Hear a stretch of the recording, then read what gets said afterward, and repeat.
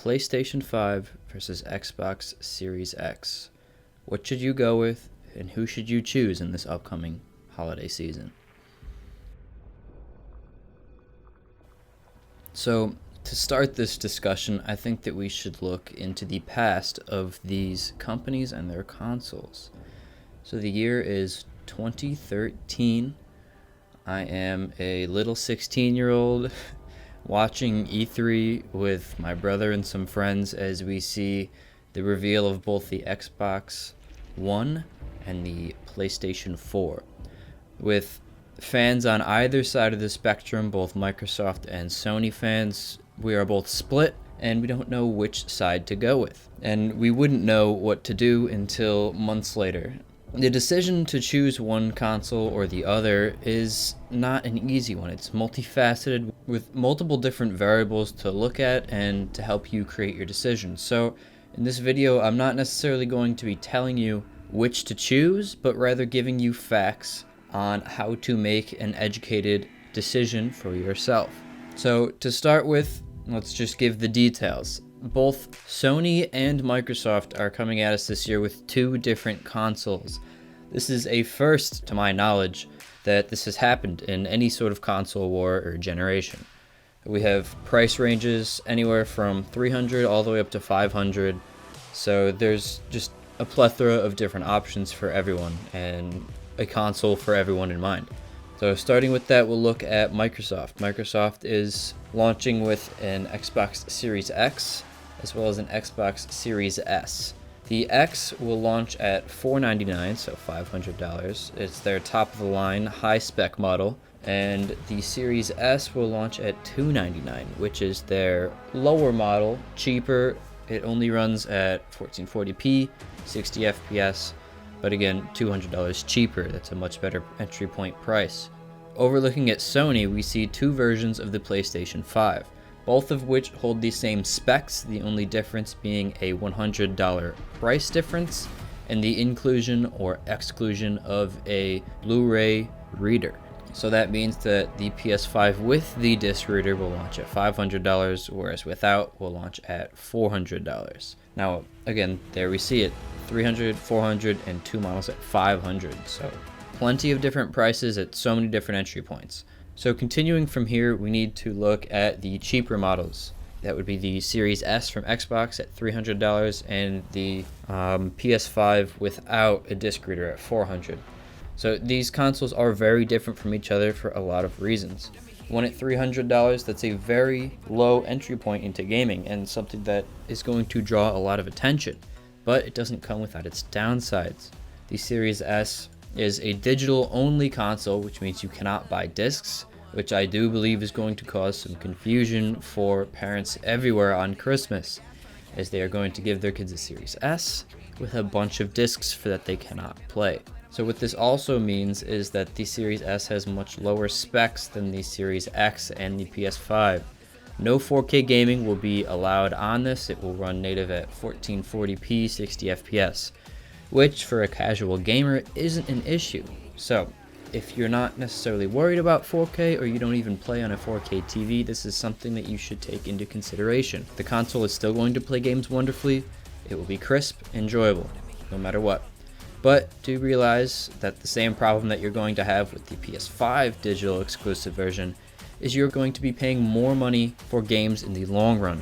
You are stuck buying games at whatever price Sony or Microsoft decides that they will be at, and there is no aftermarket for games, which is one reason why one person might be dissuaded from digital exclusive consoles. Now, to some people, this isn't an issue. Nowadays, a lot of people are digital exclusive and just like to buy their games and get them instantly. No driving to a store, no waiting for them to come in, no pre-ordering and having them discontinued. This also means that you'll be able to take advantage of next-gen consoles' SSDs to their fullest extent, meaning that you can click between games within seconds. If you do still rely on discs and physical copies of your games, you're going to have to remove a game and put in a new one every time that you want to switch, unless you have things downloaded. Moving on to the higher tiered consoles of each side, we see the PS5 optical version versus the Xbox Series X.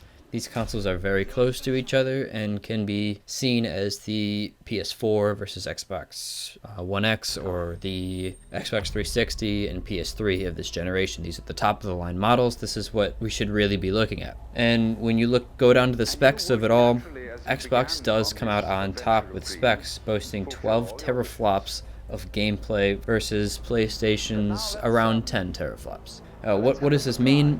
The Xbox is going to be slightly faster and slightly crispier when you log in, whereas the PlayStation just a tiny bit slower. Now, this necessarily won't be noticeable to everyone, but it is still something to take into consideration. So if you are that gamer that's looking for the top of the line performance, then you're going to want to go for the Xbox Series X, or the mini fridge as we like to call it. Will this really matter in the long run? We don't know. We can look onto computer specs and see what we think will happen, but realistically there will be minimal performance differences, and if there are differences, it's going to be in the longevity of the console. Xbox Series X is going to last that little bit longer, whether it be 1 month down the line, 6 months down the line, or a year down the line in game development. It will be able to hold up that much longer. Now, again, neither of these consoles will be a bad choice, and both of them will run 4K 60 FPS games with a terabyte SSD and expandable storage. So there's nothing to worry about in regards to those specs. It's simply performance and future-proofing. Now, again, delving into the past of these consoles and their lineage, we can go back into 2013, where the PS4 versus Xbox 360 was, and look at some of the main differences that made one better than the other. Looking at the past, we see that Sony won this last generation's console war, and that's not being biased at all. I owned a PS4 and I enjoyed it, and what it came down to was games available for the console.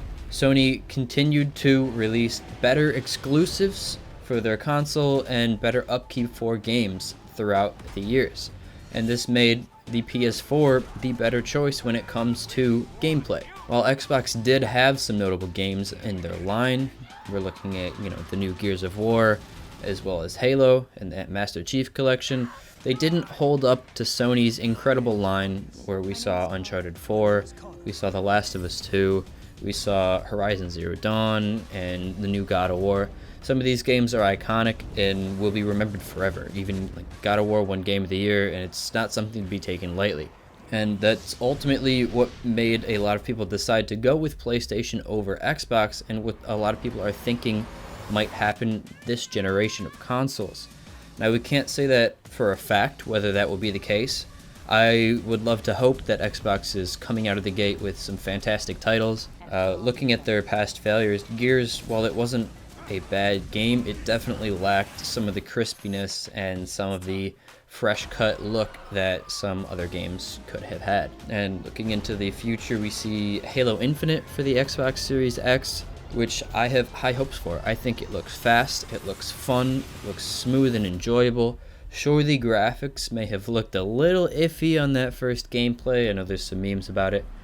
But it's a tech demo, right? The game's not fully out yet, so there's plenty of optimization to be done, and I think that the game is going to be beautiful and a contender for some of the best games there is. Whereas looking over at PlayStation 5, after this most recent reveal, we see Final Fantasy 16's coming out on it.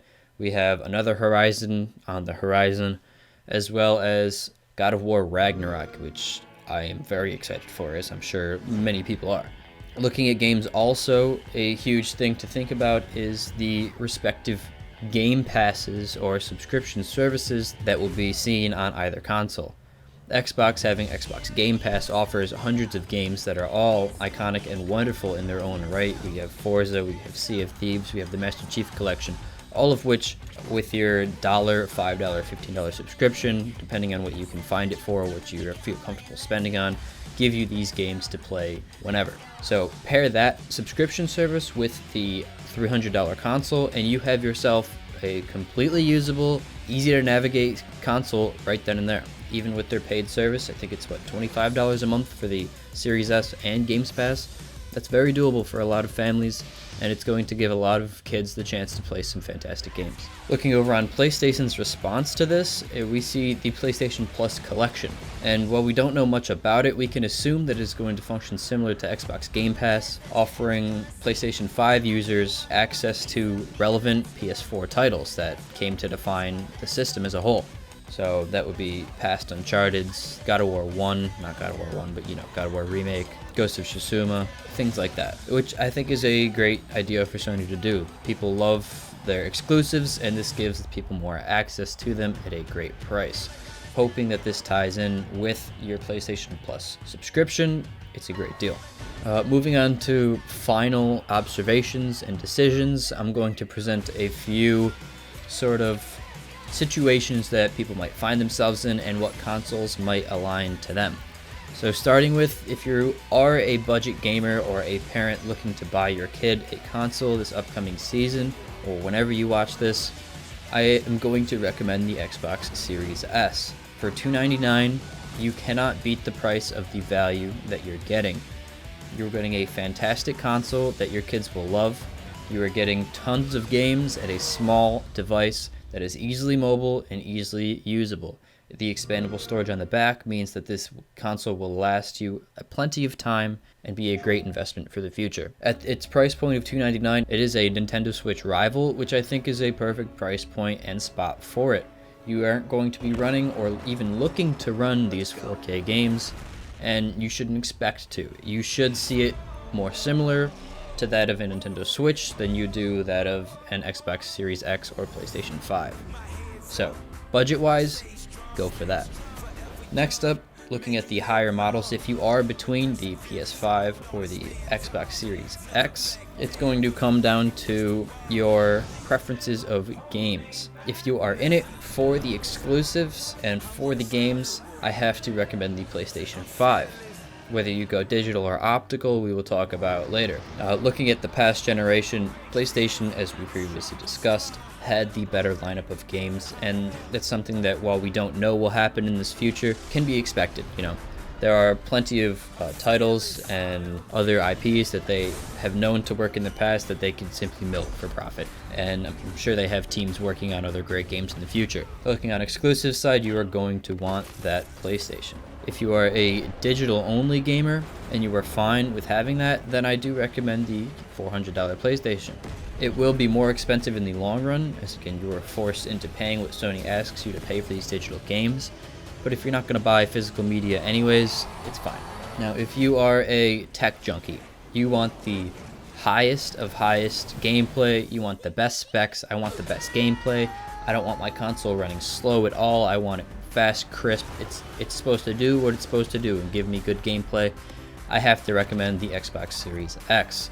With that slightly faster core processor, giving us around 2 extra teraflops, it is going to run a little bit better than the PlayStation, and it will last a little bit longer. And because of that, I will recommend, again, the Series X. Looking at it from a game perspective of what games to get for either, I would recommend the PlayStation 5 in conjunction with a PC, laptop, something like that. This way you get all of Sony's games, and you have Xbox Game Pass on your computer to play all Xbox games without having to own an Xbox. Now, hopefully this helps you out with deciding on which console to choose in this upcoming console war. So what it comes down to is, do not listen to one opinion or the other. X says to buy this console, but Y says to buy this console. Take it into your own hands. Factor in, everything, sort of your situation. How do you play games, right? What are you looking for in a console, and what do you expect to get out of it? All of these things, as well as price that you're willing to spend and people that you're going to play with, factor into what you choose immensely. Now, me personally, I will be going with the PlayStation 5 with the Blu-ray drive. While I don't enjoy having a collection of discs to choose from, it will be saving me money in the long run, as I can find discount games years down the line for very cheap, as well as I can trade games with my friends or brother. That being said, I have also owned every PlayStation console in the past, and so I have an account built on all of these consoles, and I do not wish to throw that into the trash. I've got a very long living account with plenty of friends and family that I can connect with, So it's the right option for me to keep going with PlayStation. Now, I also have a PC on the side, so if there are any games exclusive to Xbox, I can pick them up and play them on my PC at that point in time. Now, taking what I said and bringing it over to Xbox's side, say that you have, flip side of it, you've used every Xbox console in the past and you've got friends and family and you've got history, you've got achievements, this or that, and you don't want to throw that away, that's fine. Go pick up an Xbox. Both consoles are going to be great. Both are going to perform excellently. I think that as a consumer, this round of console wars, we are winning. No company is going to win. We're winning as the consumer. We have two beautiful machines to choose from with a plethora of good games. So really, it's personal preference. Again, take into everything. Even if you aren't tied in either way and you're just picking from an aesthetic standpoint, go for it, right? Both are beautiful consoles, the Xbox being a chunky little mini fridge and the PlayStation being a nice Wi-Fi router. So if you're missing either of those in your home decor, then feel free to take that into account. I hope this video found you at a great time. I hope that it will help you make your decision either as a parent, a student, a avid buyer, no matter who you are, even a kid just telling their parents what they want. I hope that this helps you make your decision, and I wish you the best of luck. Thanks. See you.